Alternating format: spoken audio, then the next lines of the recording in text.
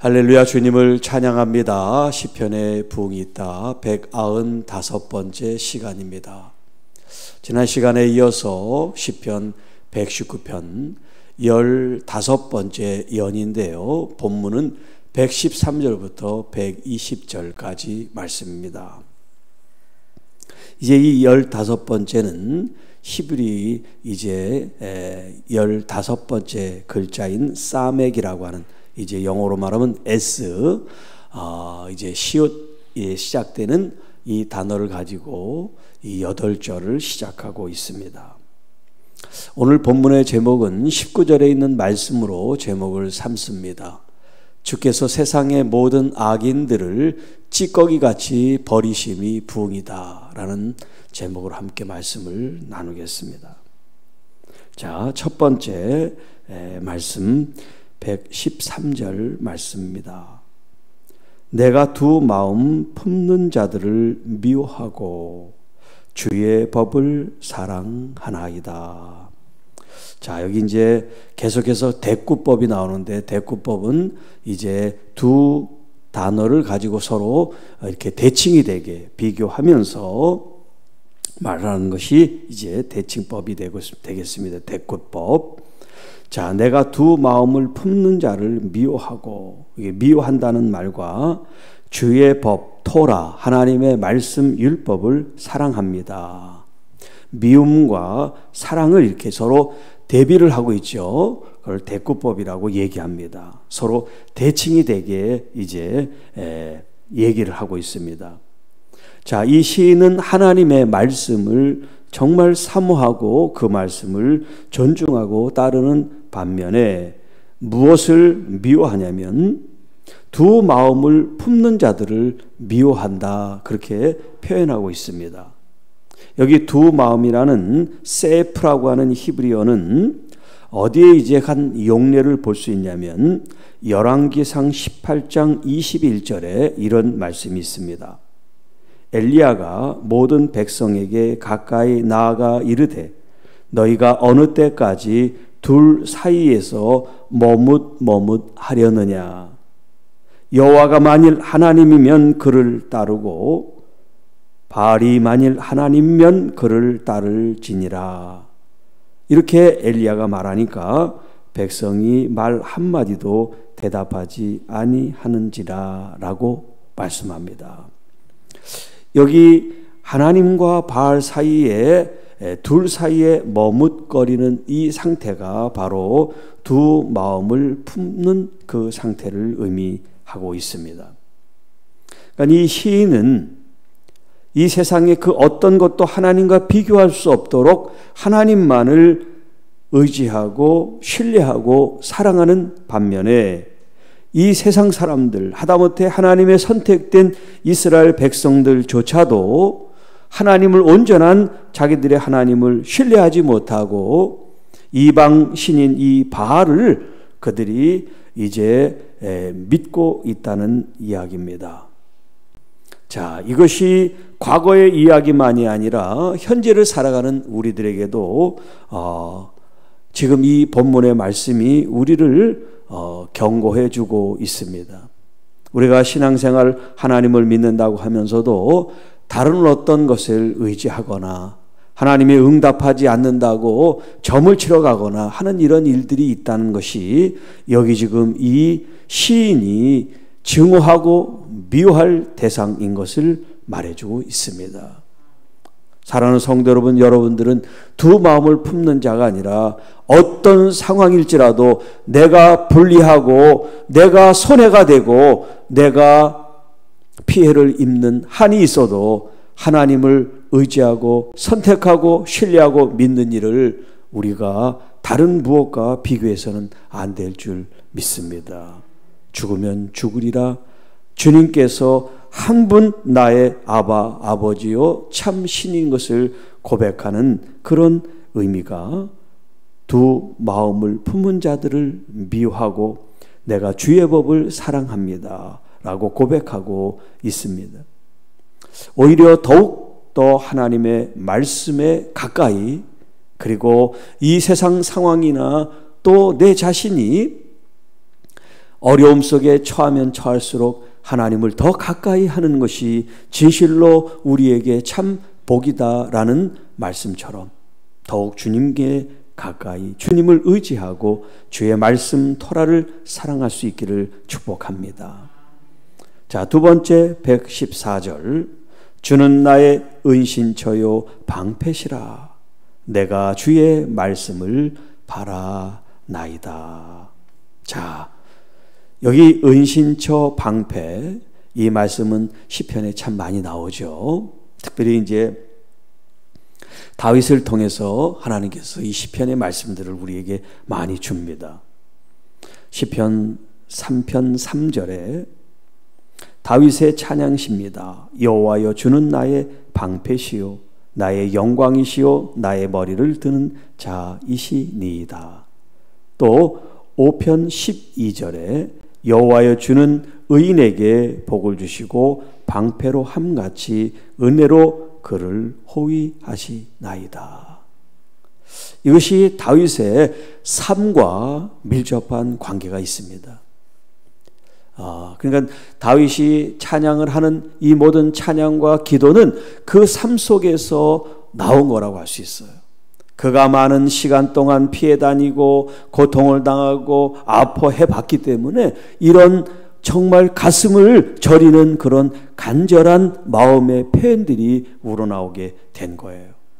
여러분, 이 사울과 그 군대가 얼마나 많은 세월 동안 다윗을 추격하고 그를 죽이려고 합니까?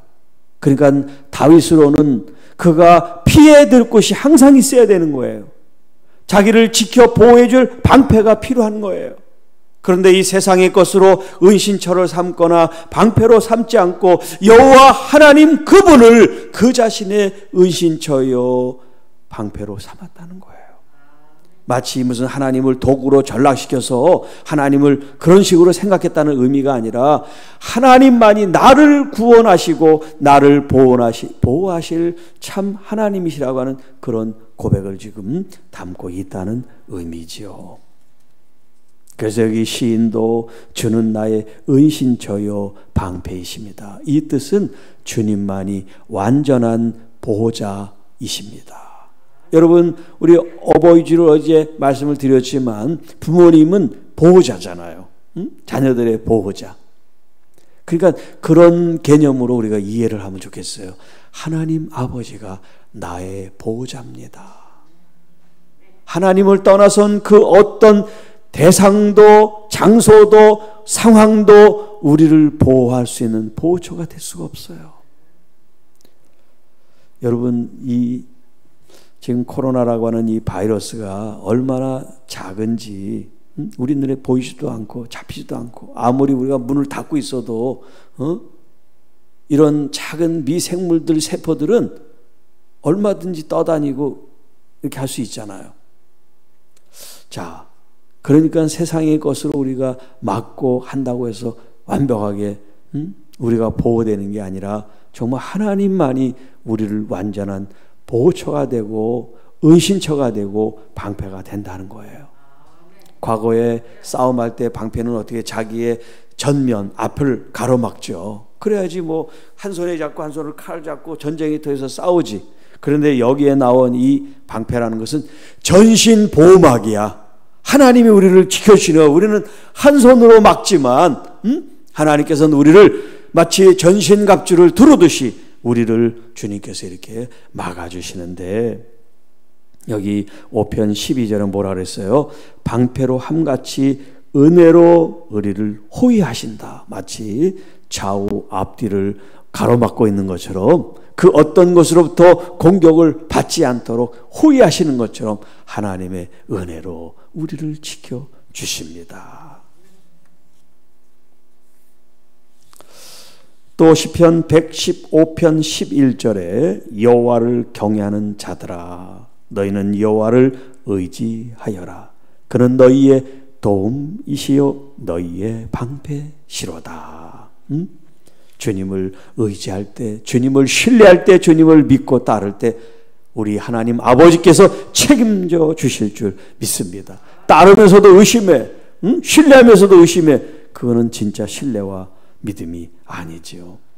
의심 없이 자녀들이 아버지를 믿고 따르는 것처럼 뭐 의심 없이 두려움 없이 그 어린 순진한 마음으로 부모에게 자기를 맡기는 것처럼 오늘 우리 모두도 주님을 그런 마음으로 온전한 신뢰가 있을 때 주님이 우리를 보호하시고 우리를 지켜주시고 우리를 보존해 주실 줄로 믿습니다.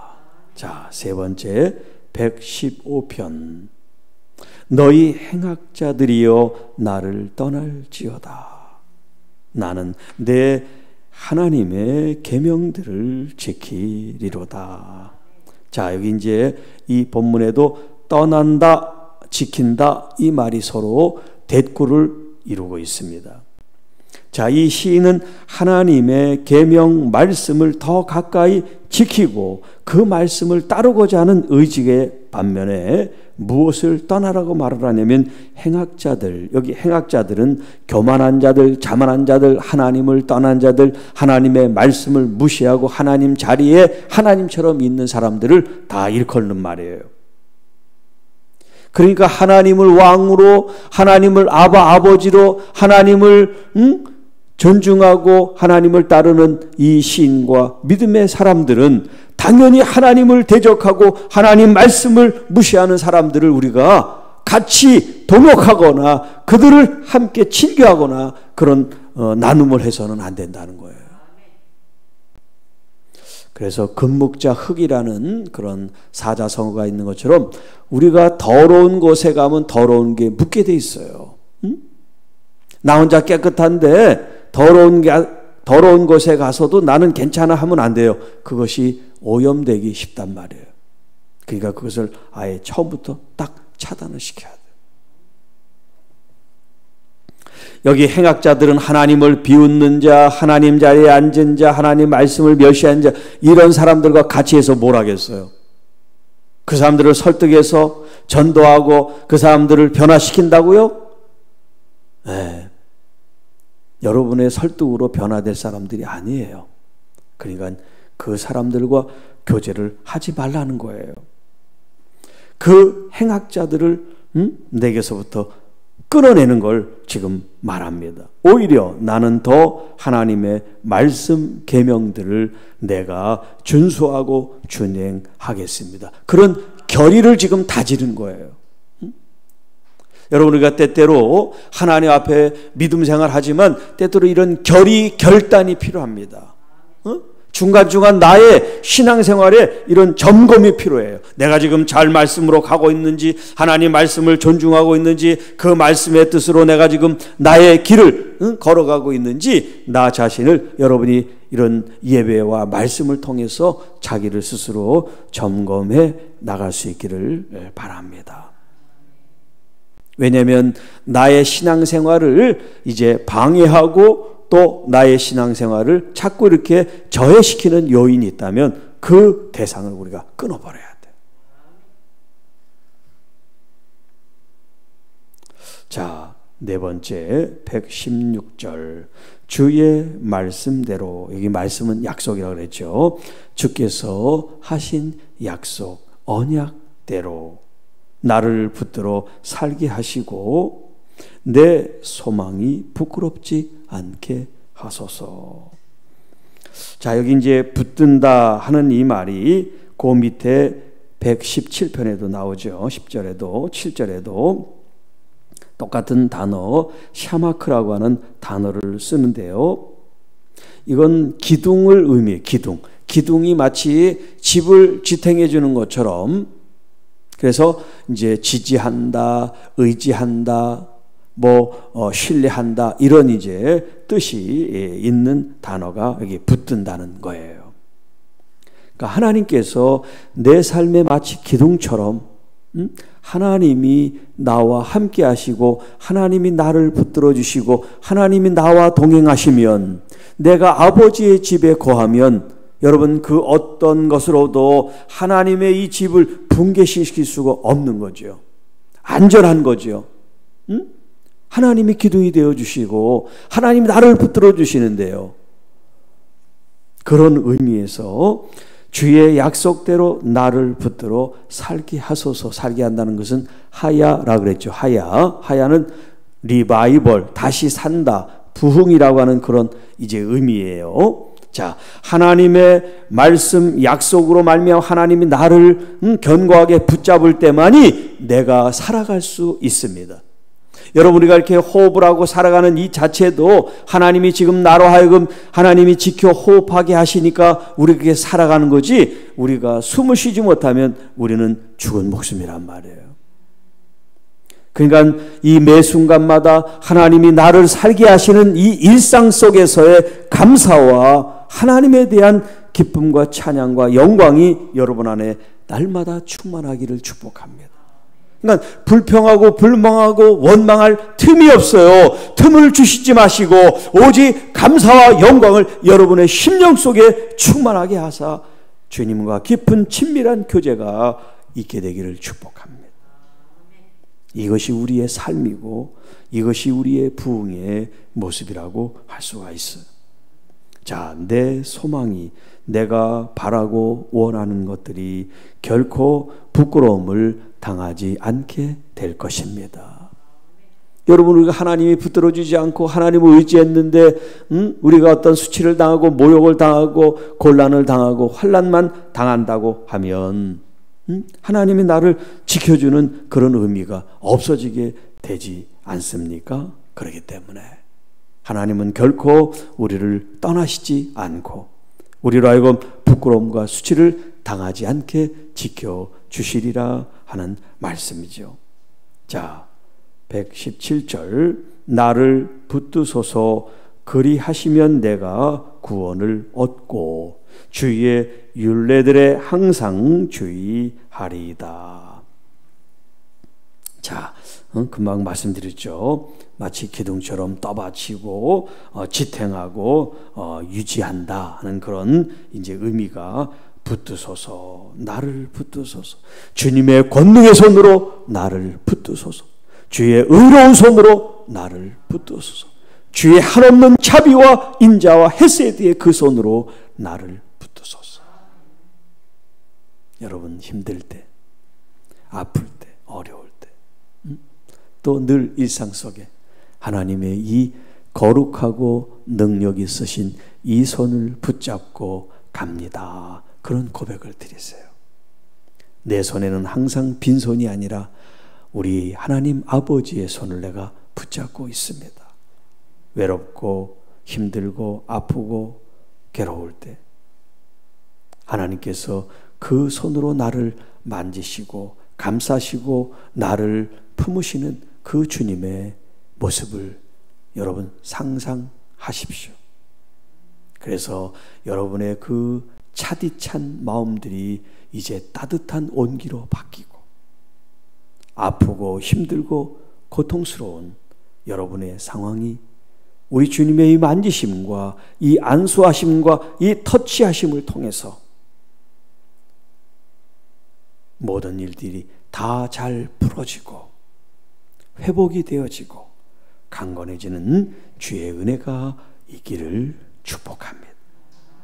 그리하시면 내가 구원을 얻고, 여기 이제 구원이라는 이 야사라고 하는 이 단어가 이제 동사로 보면 강조 동사로 되어 있어요. 강조 동사. 그러니까 내가 구원을 얻다 이렇게 표현하는 것보다 내가 반드시 구원을 얻을 것을 믿습니다. 이렇게 우리가 이제 이해를 해야 되는 거예요. 강하게 이 강조를 했기 때문에 그냥 평범하게 똑같은 단어처럼 이제 읽으면 안 되고, 주의 손으로 나를 붙드실 때는 내가 반드시 구원을 얻을 걸 믿습니다. 이런 식으로 여러분들이 의미 해석을 하시면 좋겠습니다.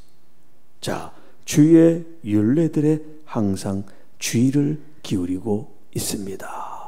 주의 율례는 우리의 마음, 심령에 새겨져 있는 하나님의 말씀, 그게 이제 율례란 말이에요. 하나님의 명령, 계명, 주의 말씀이 내 심령에 새겨져 있습니다. 그것을 내가 주목합니다. 바라봅니다. 그것을 따라 살아가고 있습니다.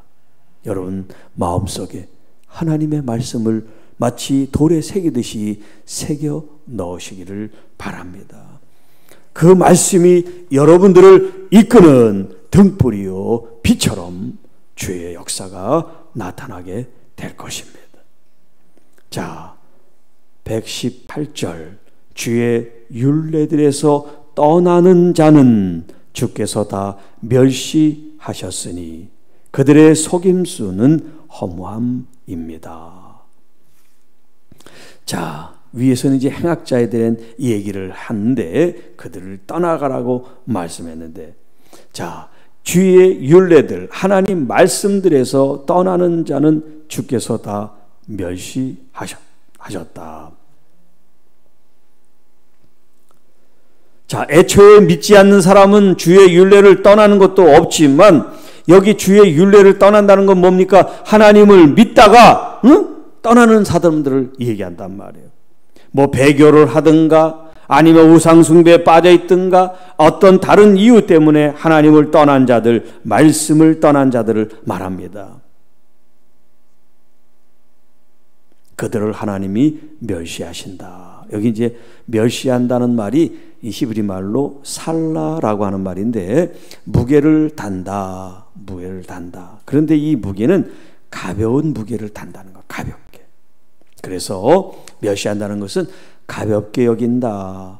쉽게 들어올릴 수 있는 그런 이제 의미다. 그래서 얕본다, 멸시한다, 무시한다 이런 이제 의미로 사용되고 있는 단어예요.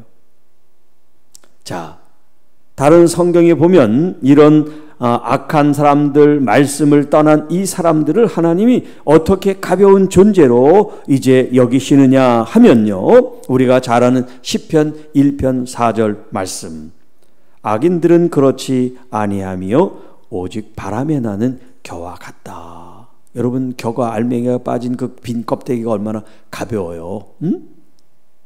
그리고 시편 35편 5절 말씀에 그들을 바람 앞에 겨와 같게 하시고 여호와의 천사가 그들을 몰아내게 하소서.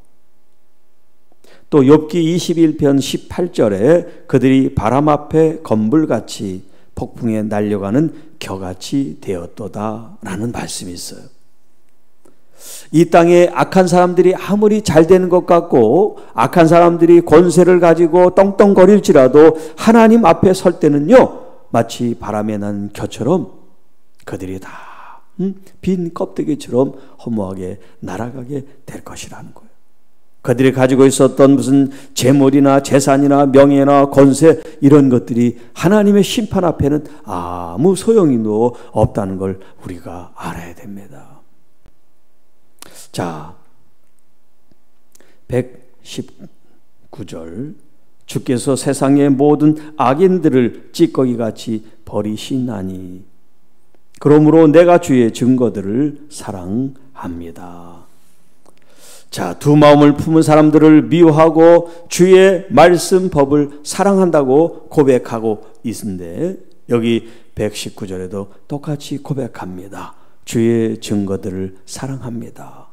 주의 율법 말씀과 증거 혹은 율례, 규례, 계명 이 모든 건 다 같은 이제 하나님의 말씀을 이야기한단 말이에요. 조금 이제 세부적인 의미가 있습니다만은, 자, 이렇게 주님의 증거들을 사모하는 반면에 우리 주님께서는 이 세상 행악자들, 악인들, 주의 율례를 떠난 자들을 어떻게 여기신다고요? 찌꺼기같이 여기신다. 찌꺼기같이, 마치 배설물처럼 쓰레기처럼 여기신다. 이제 그 말이에요. 근데 여기 찌꺼기라는 말은 이게 이제 용광로에 나오는 그런 광물들의 그런 쇠똥을 의미한대요. 쇠똥. 그러니까 우리가 이제 용광로에서 어떤 철이나 이런 금속을 녹일 때는 거기에는 이제 순수한 그 물질만 나오는 게 아니라 불순물도 나온단 말이에요. 불순물도. 이런 것들을 이제 쇠똥이라고 얘기를 한대요. 자, 이 말씀이 예레미야 6장 28절부터 30절에 이렇게 말씀합니다. 그들은 모두 고집스런 반역자들이며 다니면서 비방이나 하고 노처럼 뻔뻔스럽고 철처럼 억세며 하나같이 다 부패하였다. 풀무불로 세게 하면 노가 없어지므로 재련하는 자의 수고가 헛되게 되는 것처럼 악한 자들을 계속 연단하는 것도 소용없는 일이다. 나 여호와가 그들을 버렸으므로 사람들이 그들을 쓸모없는 은찌꺼기라고 부를 것이다. 자, 이제 새 번역으로 읽어드렸는데요. 자, 행악자들, 뻔뻔한 반역자들, 그 사람들은 비방을 하고 노처럼 뻔뻔스럽고 철처럼 억세다. 이런 금속, 이런 광물질에 하나님을 떠난 사람들을 하나의 비유를 이렇게 하고 있어요. 그래서 그 사람들은 하나같이 다 부패해 있다는 거예요. 이런 사람들은 이 마치 재련하는 사람이 아무리 재련해도 소용이 없다는 거예요. 아까 제가 그런 악한 사람들을 뭐 충고하고 조언한다고 변화되지 않는다 그런 말을 했죠. 그런 사람들한테는 희망이 없다는 거예요. 그래서 하나님께서 아예 폐기처분 버렸다는 거예요. 그걸 자꾸 풀무불을 해서 뭔가 순수한 거를 얻으려고 하지를 않는다는 거예요. 자, 가망성이 있어야 하나님께서 연단한 후에 정금처럼 빼죠. 가망성이 있어야. 그 속에 순수함이 있어서 하나님이 연단하시면 이 불순물이 다 제거되고 순수한 것들을 끌어낼 수 있는데 아예 처음부터 끝까지 완전히 부패해버리고 폐역하고 교만한 것들은 하나님이 어떻게 하지를 않는다 그 말이에요. 그래서 주께서 세상의 모든 악인들을 찌꺼기같이 버리신다. 이런 세상의 모든 악을 하나님이 다 물리치시고 제거해버리고 쓰레기 처리를 하실 때 비로소 부흥이 온다는 거예요. 그런 관점에서 여러분 우리들 자신들에게 이런 찌꺼기들이 있으면 안 되겠어요. 이런 찌꺼기를 제거하는 게 뭐냐? 바로 성화 sanctification이라고 우리가 말을 하는데요. 거룩한 삶을 사는 것. 우리가 더 오염되지 않도록 더러운 것에 내 자신이 더럽혀지지 않도록, 그래서 아까 악한 사람들이 떠나고 분리되는 거, 그런 얘기를 하는 거예요. 짝짝꿍이 돼서는 안 돼요. 신앙생활 하면서도 어떤 사람은 항상 불평만 하고 어떤 사람은 항상 부정적인 시각으로 말을 하는데 그거 같이 짝짝꿍이 돼서는 안 돼요. 그걸 끊어내야지. 하지 못하게 하든가 끊어내야지. 거기에 같이 장단을 맞추면 똑같은 사람이 되어버리고 마는 것입니다. 이게 찌꺼기고 쓰레기고 배설물인 걸 우리가 알아야 되는데 몰라요. 남을 욕할 때는 아주 신나요. 신나. 그렇기 때문에 우리가 정말 하나님께서 거룩하게 하시는 그런 연단이 있고 정금같이 빼어난다는 것이 얼마나 중요한 일인가.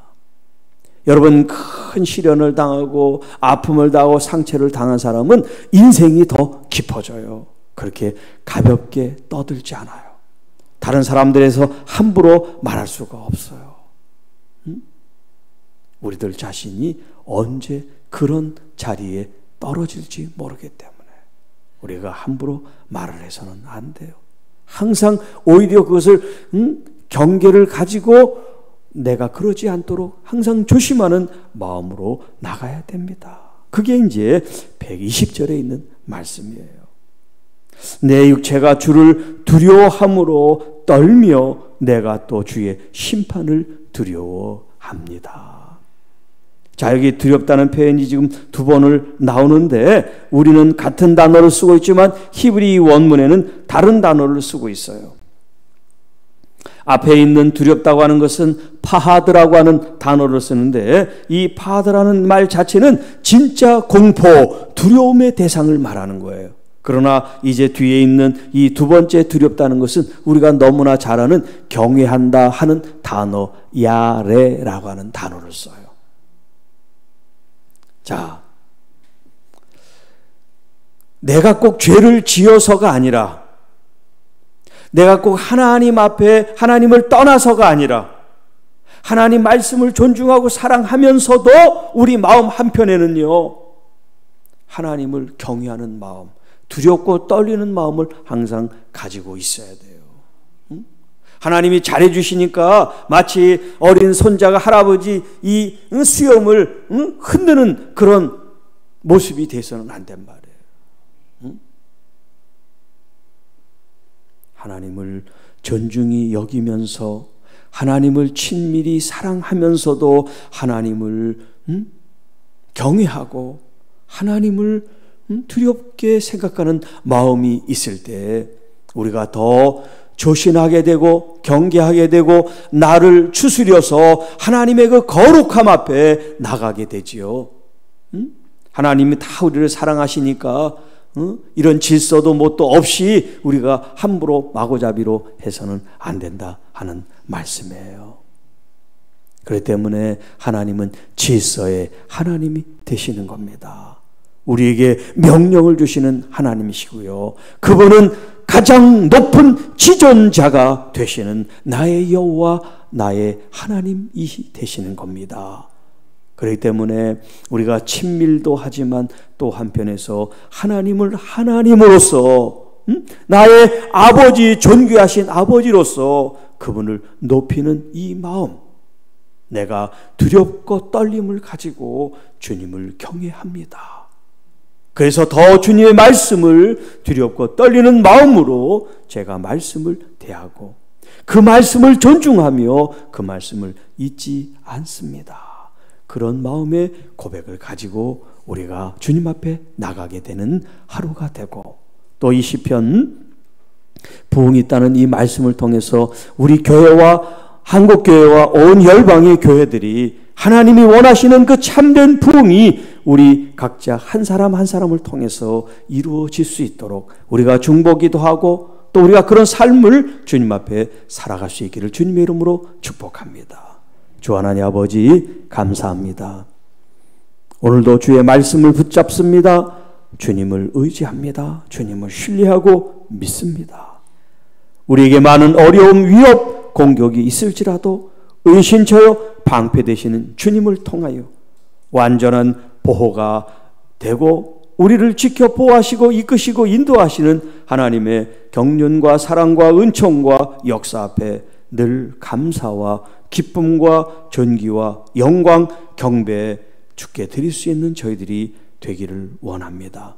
우리 속에 있는 주님 가증한 찌꺼기나 또 외식하는 그런 우리의 모습들, 우리의 범죄하고 죄악된 것들이 있다면 우리가 이 시간 당장 그것을 결별하고 끊어버리고 주 앞에 용서를 구하고 새로워지는 거룩한 삶으로 나갈 수 있게 하옵소서. 한국교회가 우리 주님의 말씀 앞에 거룩하여질 수 있도록 우리 성도들이, 교육자들이, 우리 모두가 다 자성하는, 회개하는, 철저히 주의 말씀을 따르는 결단과 각오를 가지고 살게 하옵소서. 그래서 이 땅이 하나님이 원하시는 참된 부흥의 시즌, 그 때가 임하게 하여 주옵소서. 오늘도 힘들고 아프고 고통받고 있는 우리의 가족들, 이웃들, 또 이제 오늘 입원하여 내일 또 수술을 받으시는 우리 장로님, 하나님께서 긍휼과 자비와 치유의 기름을 부어 주셔서 주님의 손 붙잡고 하나님 수술실로 들어갈 수 있도록 인도해 주시옵소서. 또 이 말씀을 듣고 있는 모든 주의 종들을 축복합니다. 주의 교회와 자녀들 가운데 하나님 능력의 손, 권능의 손, 거룩한 손, 의로운 손, 치료의 손을 붙잡고 나가게 하옵소서. 이 모든 말씀 우리를 구원해 주신 우리 구주 예수님의 이름으로 간절히 기도하옵나이다. 아멘.